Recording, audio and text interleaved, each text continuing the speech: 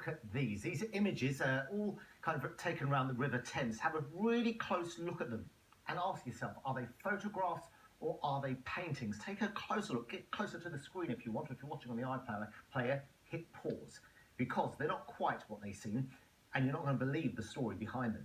Wendy Hurrell will explain all. It could be a whimsical oil painting, but look again. This is actually a photograph. The artist is recreating historical stories from the River Thames. My work is very cinematic, it's very lit.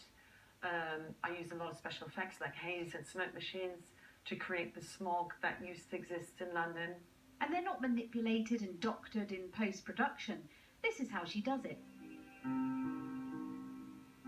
Huge scenes are set up on the shore, complete with period costumes, props and professional hair and makeup. You can't just turn up on the foreshore and just create a shoot.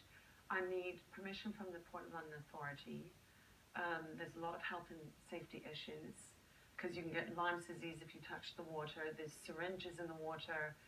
The tide is a huge problem. The Thames is awash with intriguing stories, like the beluga whale that sparked huge public interest recently, or the northern bottlenose that created almost a hysteria 12 years ago, but sadly died in our attempts to set it free, a little like one of Julia's subjects. The way of the world in wartime is very strange, and it might be said that the ways of women are strange too. She's also interested in untold stories. It was only recently that Waterloo Bridge has been thought of as the Ladies' Bridge. The project started one weekend when she and her family went mudlarking on the Thames shore.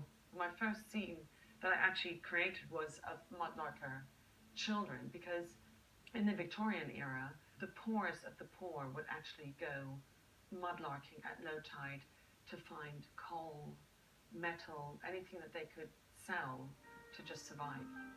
There are more photographs being planned. The next is a recreation of the frost fairs when the Thames used to be covered in ice. For that one though, she'll be sticking to her studio. Wendy Hurrell, BBC London News. Incredible.